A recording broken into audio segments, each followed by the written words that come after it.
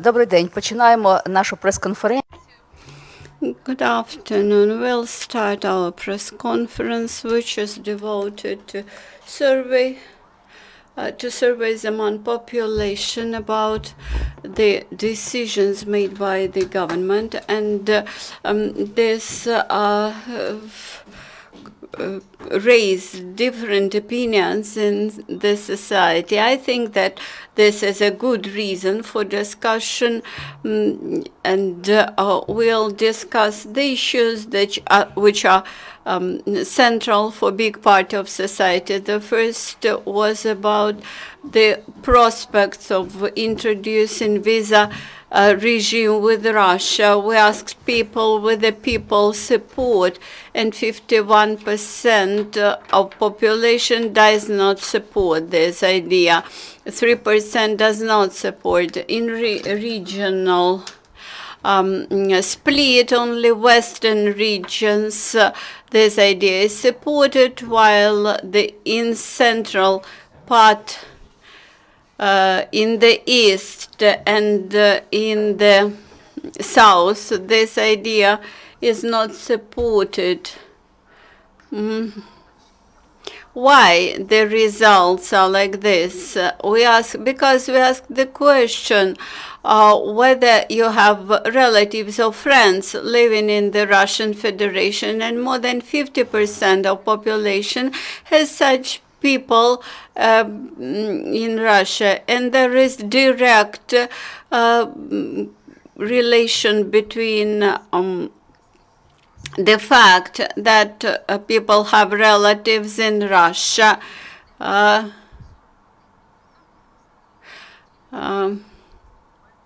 By the way, even those who do not have close relatives in Russia, they do not support the visa regime with Russia. By the way, the movement was the movement and exchange is not as intensive as it used to be. Only in 14% of cases the relatives and friends attended, Ukrainians, relatives and friends from Russia. Also, we asked the question how many people traveled to Russia during the last 3 years. Only 8% out of those who now remain in Ukraine. In the east, this percentage was the biggest, 13.8%, but this does not include the uncontrolled territories. Here we have authorized representative from the Ministry of Foreign Affairs. We have a political director from the Ministry of Foreign Affairs, Department of Policy and Communications, Mr. Oleksii Makieiev, who will explain the situation with the visa regime with Russia. Then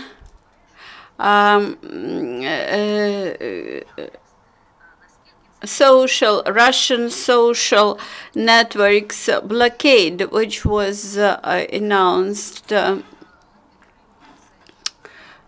by the government. More than 1/2 of population does not support this idea. It's quite easy. We found out that 41% of population, 41% of total population was present in Vkontakte social network, 28% were in Yandex, 21 used Mail.ru, etc. This is big part of population. When we speak about young people, 80% of them were represented in Vkontakte network, and only 8% of young people never used social networks. I think that's a big problem. we will discuss whether this is considerable problem, but maybe it is not considerable, but the threats and or risks are here,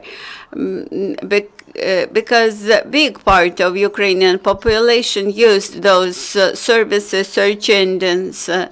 As for other decisions, a ban on St. George Strip and prohibition of Russian TV channels, they caused lower reaction.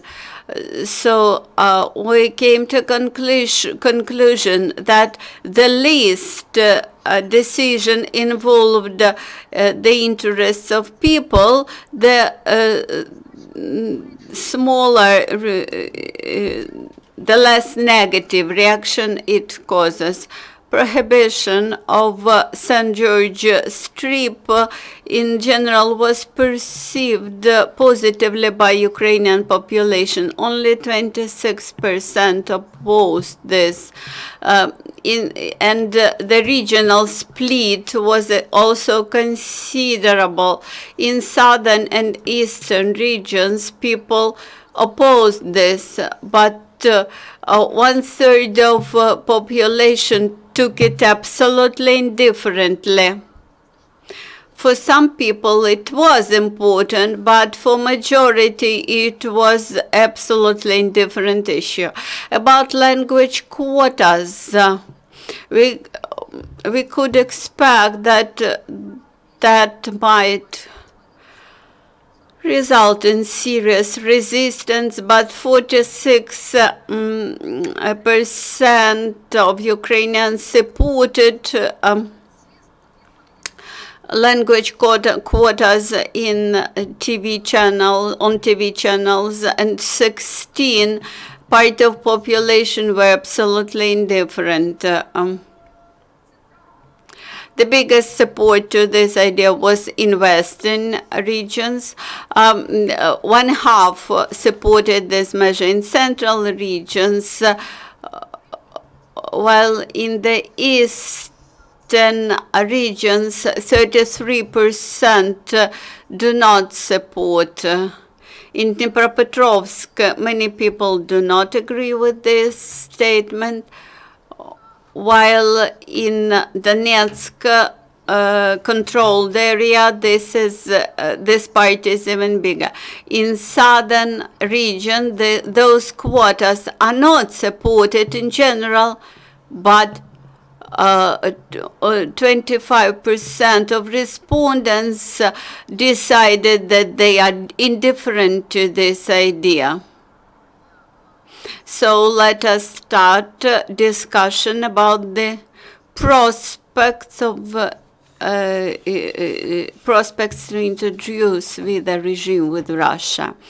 Good afternoon, ladies and gentlemen. Iryna, thank you for your service. Thank you for your opinion polls. I think that serious sociological studies should be seriously taken by the government and the country leadership to check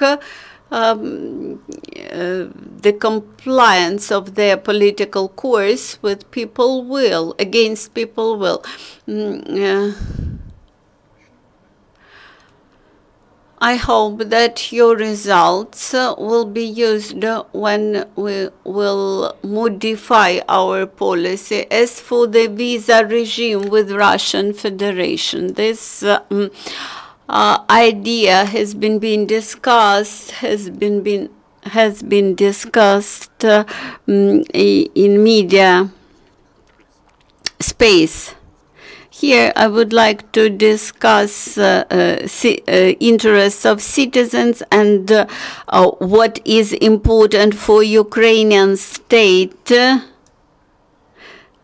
in controlling the way how Russian citizens enter Ukraine, including the need to prevent subversive work,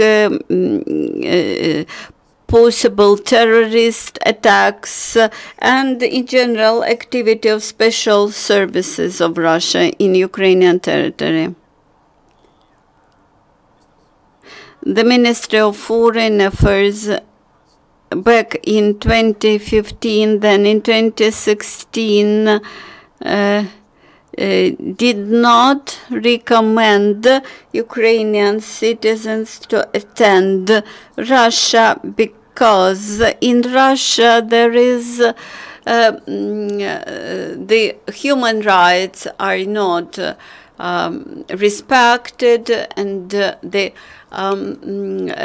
freedom and liberty even of Ukrainian citizens could not be guaranteed. We can recollect how Mr. Sushenko was imprisoned in Russia quite recently.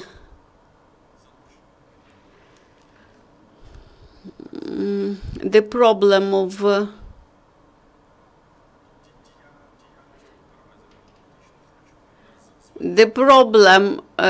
new problem arose. The Ukrainian nationals are accused quite often in illegal drug trafficking. That's why we recommend Ukrainian people to abstain from visits to Russia. After imprisonment, Russian Federation usually limits the opportunity of Ukrainian nationals to meet with consular officers, etc. The second aspect of our policy is the need to control what Russian special services do in the territory of Ukraine. That's why the discussion about visa regime with Russia depends on what we wish to achieve. We wish to prevent the Russian special services from activity in Ukrainian territory. In this respect, visas could be just one tool which the state of Ukraine can apply with this purpose. The border guard and the security service, of course, they have their own methods and measures how to prevent infiltration of spies and subversive agents into the territory of Ukraine. And of course, they do their part in this respect, but we may do something additionally with the visas. What else could be done? Some time ago, Ukraine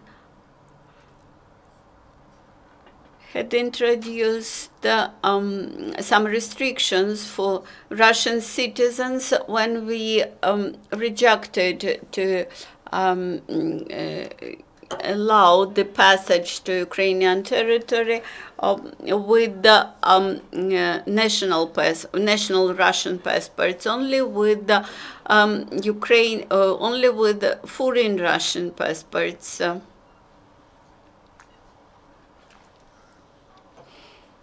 And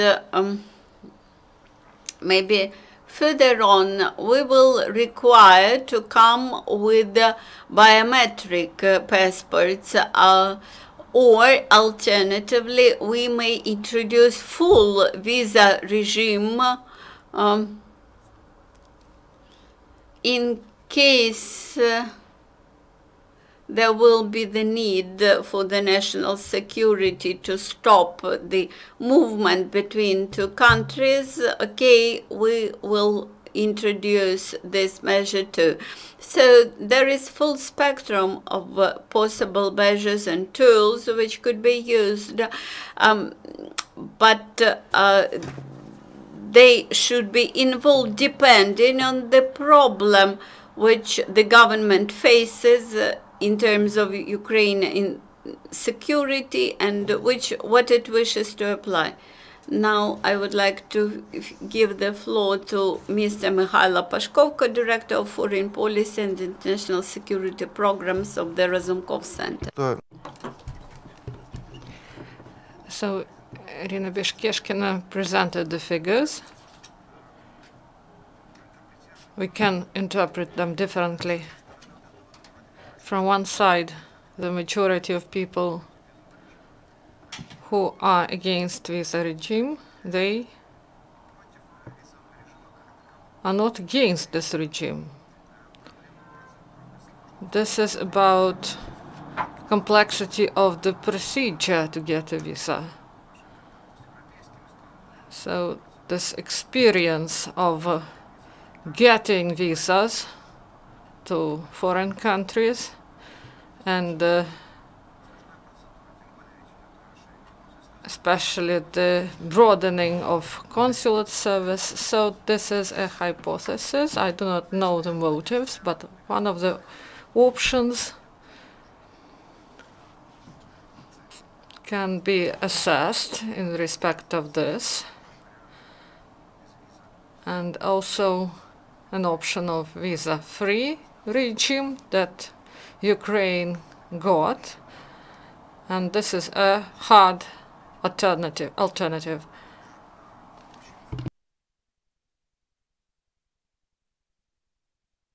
So the attitude of Ukrainians towards Russia deteriorate, and the last survey shows that the majority of Ukrainians believe that Russia is an aggressor state that annexed Crimea and launch an attack on Donbass, and the majority of Ukrainians believe that Russia wants to destroy Ukrainian state.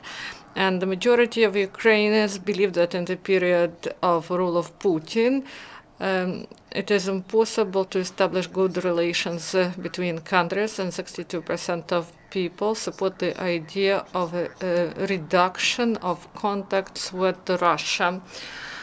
So this is the attitude of people. This is not the result of today and our today's surveys. We carried out these surveys for a long time, and we can compare pre-war period and period from 2014 till 2017, and there is a trend of distancing from Russian Federation, negative attitude, a threshold of 75% of bad attitude towards Russia's parliament, government, and president, and the attitude changed.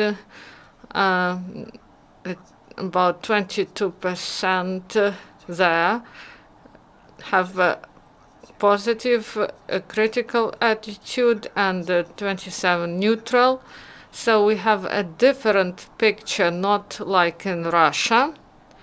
And the data of Mies and Levada, they show some differences and contrast, and on this background, those limitations that are discussed in society, I believe they are logic and convincing, taking into account the overall situation. And Ukrainians and the majority believe that Ukrainians and Russians, they go apart, that relations get worse, and this process didn't reach its end, and the turnover will decrease, and the bilateral relations will decrease, and diplomatic sphere will be freezing at the level of embassies and at a higher level.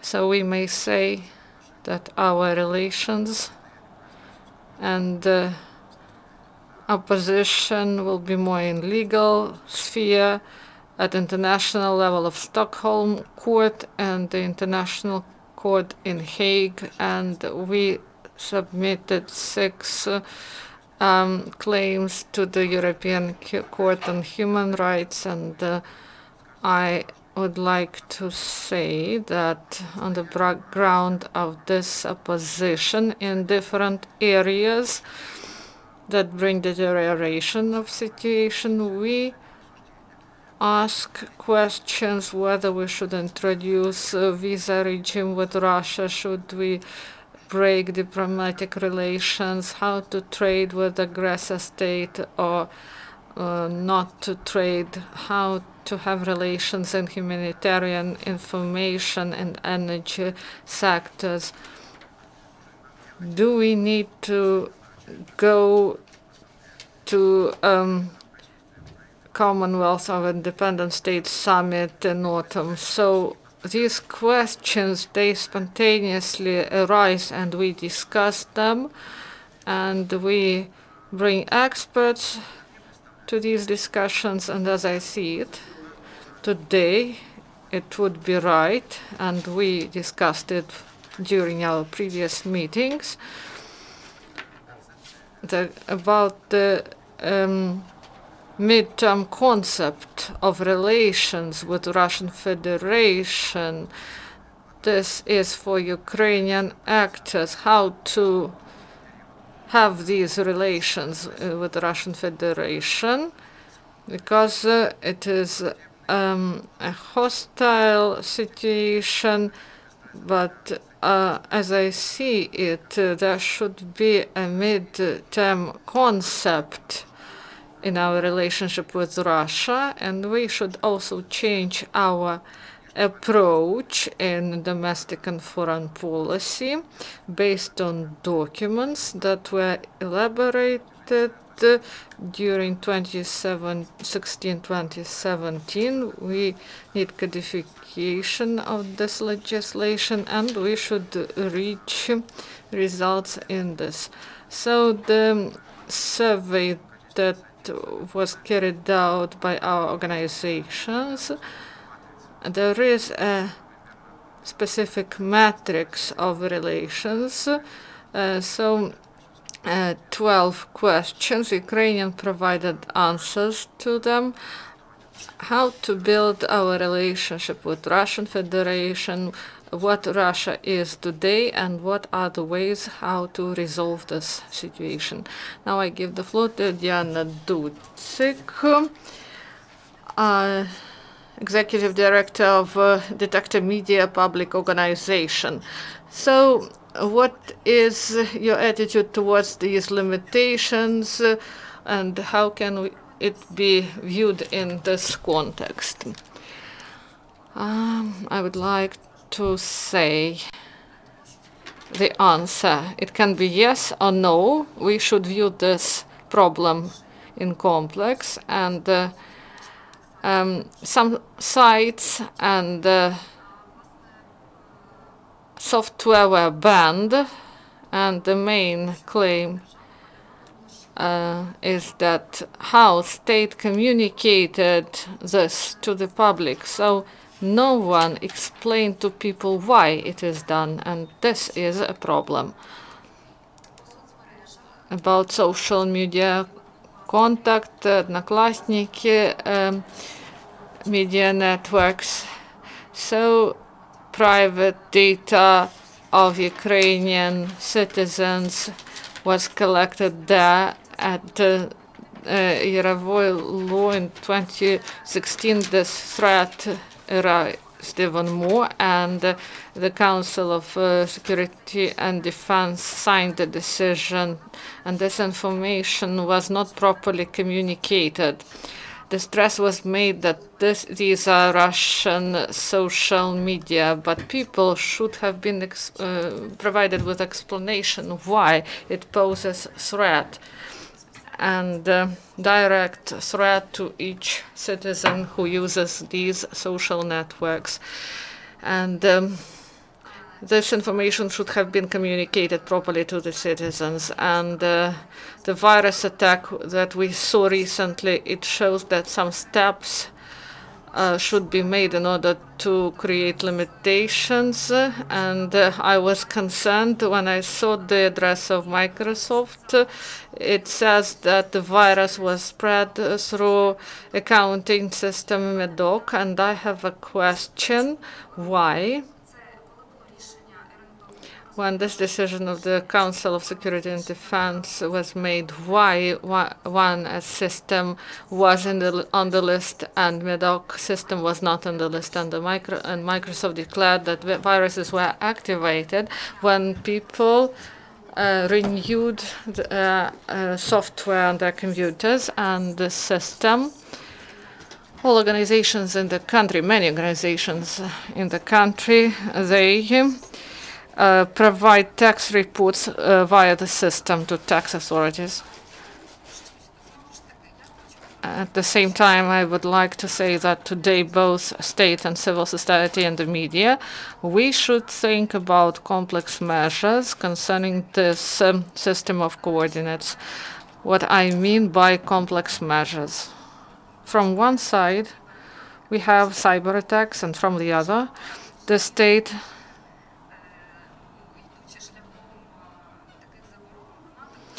when it creates limitations, it uses law enforcement pressure on IT companies. But now the state, we know that there were some searches in the companies. Maybe we should use other methods. Maybe we should get support of IT sector. Because Ukrainian IT sector serves to half of the world, and this is a paradox that our IT specialists work for many companies in the world, but till now in our country there is no software that would be provided to private and public sector. And here the matter is not that IT specialists are responsible, but what the state does in order to establish rules, not by repression and prohibitions, but we should communicate with the IT sector, because this is a common problem for everyone in this country, and we should create complex measures in this. And one more issue in this area is work with population, and we speak about it a lot, about media literacy and computer literacy as part of this. And here we should understand that efforts of NGOs are not enough. Media literacy, only several organizations deal with it. So the state wrote it in the documents. In state information strategy, it is envisaged by one paragraph. And this is all, but we should move forward. We should make content. We should work with population in order that people understand what happens in the world that is oversaturated with information, with everyone, fight with everyone. And this is an important thing we should speak about and to contribute to resolving these issues. And Iryna said that she was surprised that a lot of citizens, they use these social networks. But why did they use these social networks? Because this is connected to the fact that we do not have Ukrainian alternative. We have American social media networks and we have Russian networks, but we do not have Ukrainian networks. And maybe this is time for the country, if we are wise enough, those who take important decisions, to create a space for our own product in the sphere of movie and TV, IT, and many other sectors. Because the potential and opportunities, we have people for this, and we should work on this. Thank you. Нарешті Thank you. Finally, we have reached the last issue for today. This is prohibition of the St. George's strip. This measure was introduced on the framework of decommunization. In the past, this was the symbol of our victory in the Great Patriotic War, but unfortunately it has become now the anti-Russian, the pro-Russian symbol, but unfortunately in the east and in the south, up to 38% of people support the St. George strip. Although big part of population is indifferent, I assumed that these were mostly elderly people who supported the St. George strip, while I found out that the young people in those regions either are indifferent or they are against this prohibition. So how this decommunization process, to which extent it is successful, whether it is successful or not, whether those measures are influential in terms of impact on human mentality. But although we did not witness any public objections, but in the context of future elections, this might be rather interesting. Oleksii Haran. You can see that current briefing is held under the auspice of Public Council in the Ministry of Foreign Affairs. I think that long ago, even in times of President Kuchma, that council was very proactive, and that times we very actively discussed who counteracted and to the European integration. After Revolution of Dignity, the civil society made an attempt to become more proactive, but the Public Council was used by honest people. Actually, the radar attack was done, and in result of such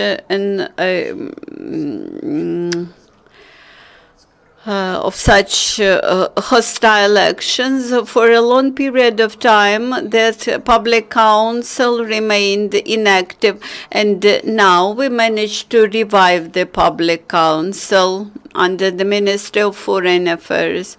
Now Mykhailo Pashkov is representative of Razumkov Centre, as well as other representatives of think tanks like Alexander Sushko, Evgen Makta, Gennady Maksak, Mykhailo Gonchar, those who are real experts, who are ready to work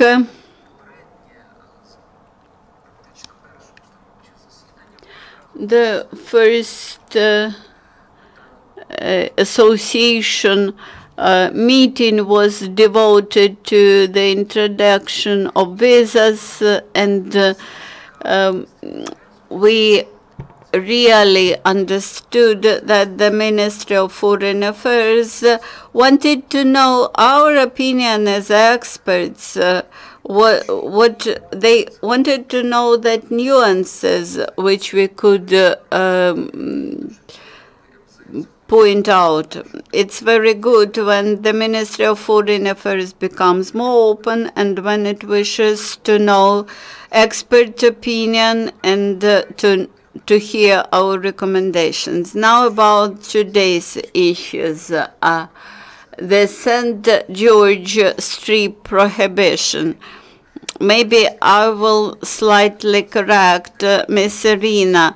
The St. George Street prohibition is not the sign of decommunization. It is the sign of imperialization, so to say. In the years of the Second World War, this symbol was not used in the Red Army troops. It was used by the Vlasov soldiers and Vlasov officers. So this symbol comes from Imperial Russia. And in general, St. George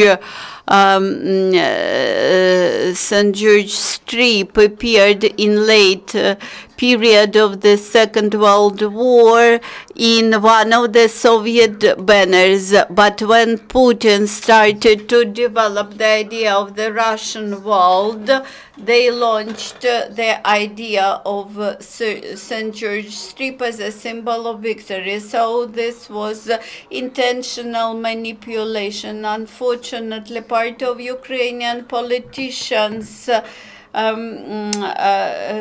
agreed with this. They bought this idea. I recollect how Anna German, Tsarov, and some other party of the region's members, they wore that strips on different occasions. Actually, this strip now appeals to the Russian world and to the Russian imperial ideas. When somebody today appears with a St. George strip, this is intentional provocation to those people whose relatives contributed to the anti-terrorist operations, whose relatives were killed in result of combat activities in the East. So I think that prohibition of the St. George Street,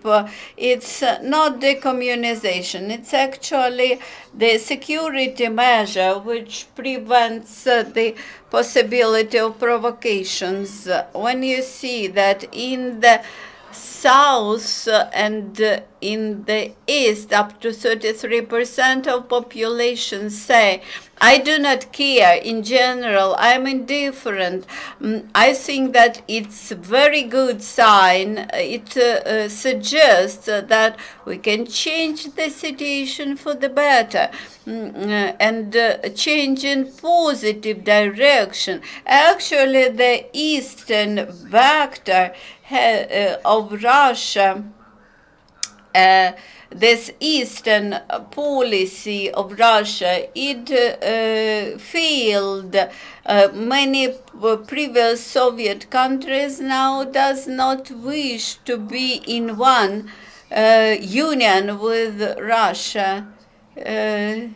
So neither in the south nor in the east of Russian borders, the former Soviet states do not wish to become members of the union with Russia. Diplomatic relations are actually stopped. The trade is almost stopped too.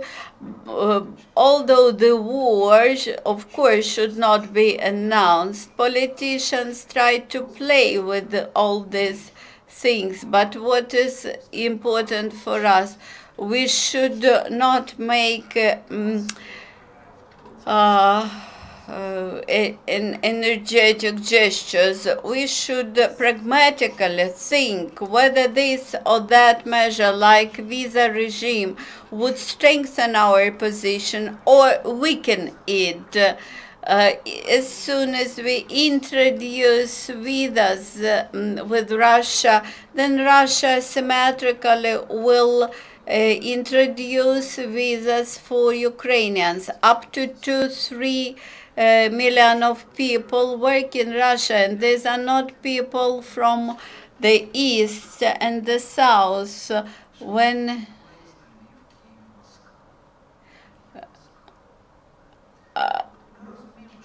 there are even express trains going from Lviv to Moscow. So Russia, in response to our visa measures, will introduce visas with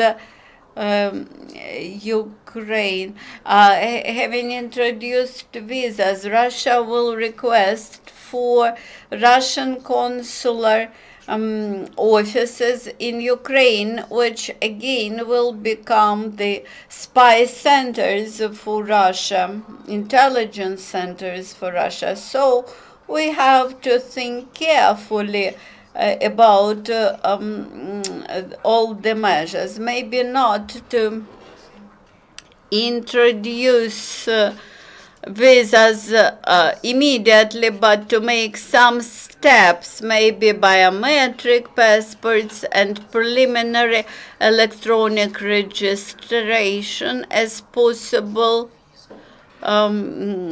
measure, or maybe electronic visas.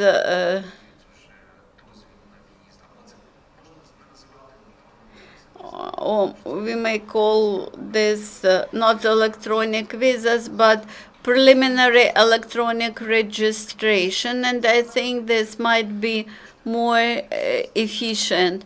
Now, who are the biggest supporters of visas? In BPP, Petro Poroshenko bloc, there are not so many big supporters, while the People's Front, they try to introduce this measure.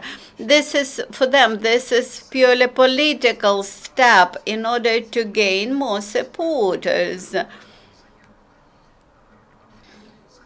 When we look at the radical slogans of People's Front, I recommend everybody to recollect their political slogans in 2014. They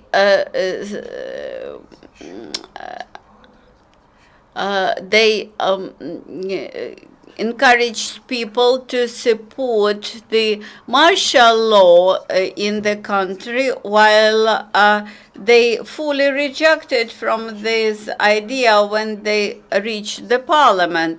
I think that the slogan about Russian visas will be used by such people as Semen Semenchenko and People's Front in order to get more voices. So it's like in a football game, the fans cry, the better you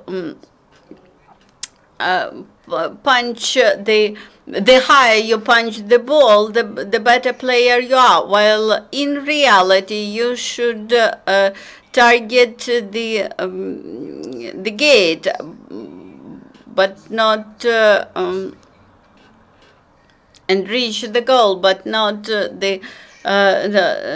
not make much noise. So I think that you as journalists will allow us to disseminate these moderate ideas. I would like to add about one aspect which was not mentioned by my colleagues. These are human relations. We all know how proactive is Ukrainian propaganda, is anti-Ukrainian propaganda in Russia, which shows Ukraine as a terrible country where Russian-speaking people are oppressed, where people are attacked when they speak Russian, etc. That fascism is flourishing here, and etc. And they describe that Russian speakers cannot survive here, and Russia needs to help to these Russian speakers, whether it's true or not, but the Russians take it seriously. Many people take it seriously, and when they hear all these statements, all this myth, all the time, the best and maybe the only way to overcome that rumors or that propaganda is to demonstrate real Ukraine, that is to open border for Russian citizens to come to see that it's absolutely secure place, that people that it is safe, that there is no fascists, that people can freely speak Russian language.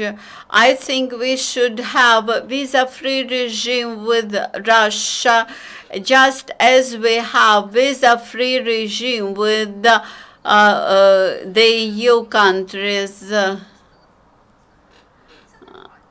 We can ask questions, we can request for biometric passport, we can ask questions, why you travel, to whom you would like to visit, how long you plan to stay, etc. But I do not think that the Russians will open a lot of consulate offices in Ukraine to prevent Ukrainian citizens from going to Russia. It's not so easy to open consulates in Russia for Ukraine. I think that they will easily prohibit or stop any contacts. Iryna Femetsky, TV. Question to experts.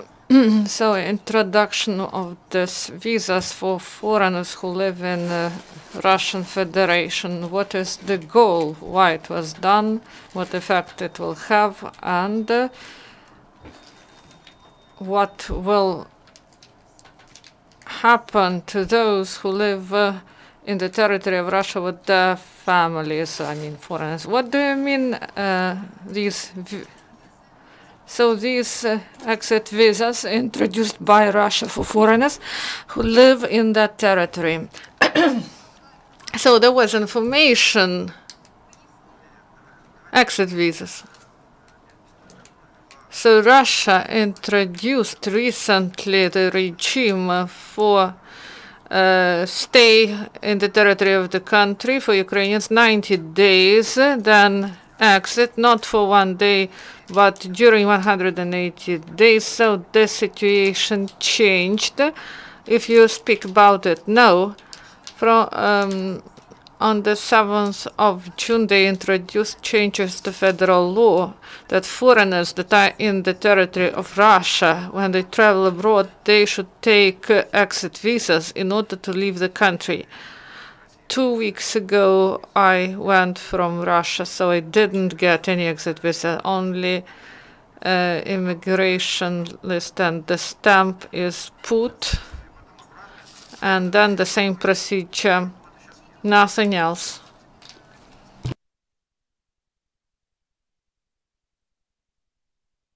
So those who live temporarily on some legal grounds, so this is not visa.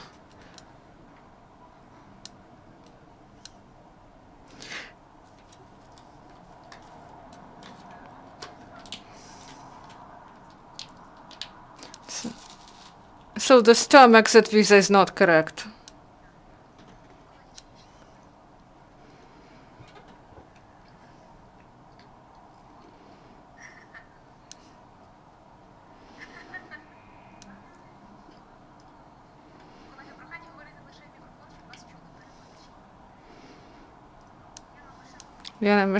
Inform. I have a question to the representative of the Ministry of Foreign Affairs and about biometric passports for traveling to Russia Federation. So this discussion has been started at the ministry. We thank Oleksii. We try to engage experts. We discuss this not only at the state level, but also with the experts. So this is one of the options I've mentioned. So the decision hasn't been taken yet. We have a lot of instruments, and we will see the real tasks that will be put and by the state authorities to the ministries. So, do you have other questions? Maybe some remarks or comments from speakers. Thank you. So I believe that we will meet soon. This is the second press conference about the results of a survey we carried out together with the Razumkov Centre, and we want to discuss NATO, a survey about NATO, and survey about decentralization and the topics on political parties. So we hope for further interesting meetings. Thank you for this wonderful presentation. Till the next time, goodbye.